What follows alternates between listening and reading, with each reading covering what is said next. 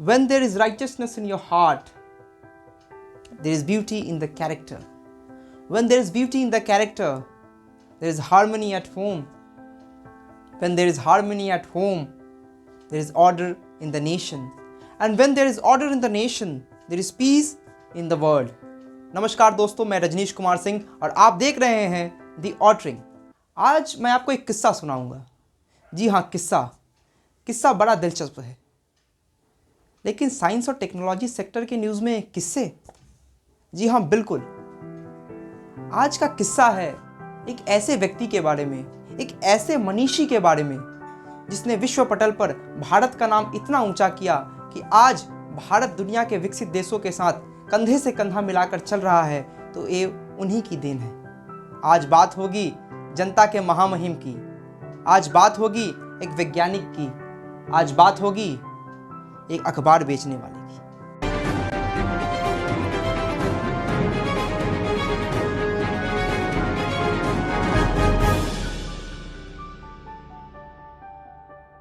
सूरज की तरह चमकने के लिए सूरज की तरह जलना भी पड़ता है।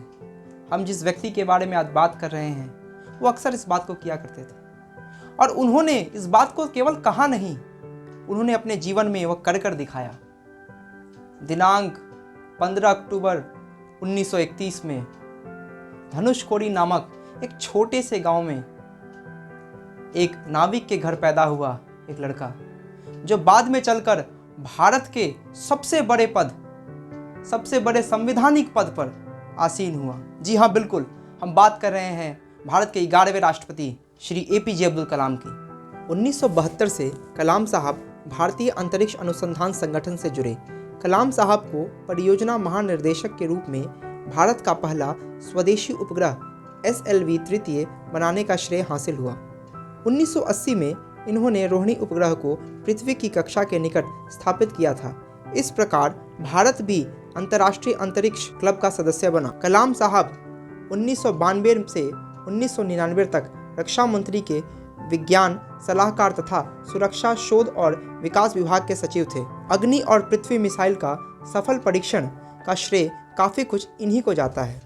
कलाम साहब के ही देखरेख में भारत 1998 में पोखरण में अपना दूसरा परमाणु परीक्षण किया और परमाणु शक्ति से संपन्न राष्ट्रों की सूची में शामिल हुआ। दिनांक 25 जुलाई 2002 वे भारत के राष्ट्रपति बने। उन्हें पीपल्स प्रेसिडेंट भी कहते हैं, लेकिन वह दिन भी आया जब इन्हें विश्राम की आवश्यकता पड़ी। 27 जुलाई 2015 में भारतीय प्रबंधन संस्थान शिलोंग में अपने सबसे प्रिय काम वैज्ञानिकों को संबोधित करते हुए दिल का दौरा पड़ने पर उनकी मृत्यु हो गई। भारत ने अपने लाल को खो दिया। कलाम साहब चले गए, लेकिन उनकी थ्योरीज, उनके अनुसंधान आगे भी सभी के काम आते रहेंगे। नमस्कार दर्शकों, हम आ गए हैं कलकत्ता और यहाँ के विद्यार्थियों से जानेंगे कि वो एपीजे अब्दुल कलाम के बारे में क्या कहते हैं, क्या उनकी प्रतिक्रिया है।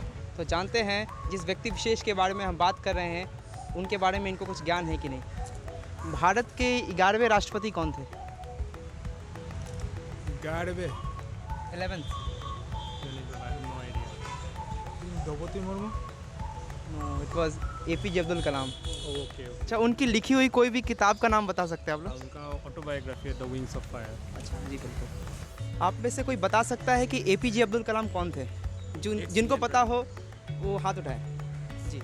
एक्स इंडियन प्रेसिडेंट और इसरो के चेयरमैन। तो आगे जी। हाँ, एक्स इंडियन प्रेसिडेंट और इसरो के सबको तो पता है महान वैज्ञानिक थे, और इसरो के चेयरमैन भी थे। जी। तो एपीजे अब्दुल कलाम के बारे में बता सकते हैं कि वो कौन से ऐसे बड़े परमाणु मिशन में थे जिसके बाद भारत का बहुत नाम हुआ और भारत परमाणु शक्ति में? परमाणु विषय में है तो पोखरण में जो हम लोगों का एटम बम टेस्ट हुआ था उसके बारे में थे वो। एपीजे अब्दुल कलाम का जन्म कहाँ हुआ था? एपीजे अब्दुल कलाम का जन्म रामेश्वरम। भारत के 11वें राष्ट्रपति कौन थे? एपीजे अब्दुल कलाम। ग्रेट। और उनका जन्म कहाँ हुआ था? मैं बताऊँ? हाँ बताइए। हाँ, तमिलनाडु के रामेश्वरम में। उनके कुछ इन्वेंशन के बारे में कुछ बता सकते हैं? अच्छा, अग्नि मिसाइल, अच्छा, और बहुत मिसाइलों का उन्होंने इन्वेंशन किया। आपने विद्यार्थियों को सुना, लेकिन आपके मन में एक सवाल जरूर होगा कि आज अचानक कलाम साहब की बात क्यों कर रहे हैं? ना तो उनकी जन्म जयंती है, नहीं उनकी पुण्यतिथि, तो आज कलाम साहब की बात क्यों? तो मेरा उत्तर आपसे यह है कि भारत के विभूति को याद करने के लिए किसी दिन की आवश्यकता नहीं। हम प्रतिदिन उनको याद कर सकते हैं, हम हर क्षण उन्हें याद कर सकते हैं। जिन्होंने अपने शरीर का कण कण दे दिया, उसे हम हर क्षण तो याद कर ही सकते हैं। भारत के ऐसे पुत्र को, भारत रत्न को याद करते हुए मुझे एक गीत याद आ रहा है कि तन समर्पित मन समर्पित और यह जीवन समर्पित, चाहता हूँ मातृभूमि मैं तुझे कुछ और भी दूँ। अपना बहुत बहुत ख्याल रखिए। आप सभी का बहुत बहुत धन्यवाद।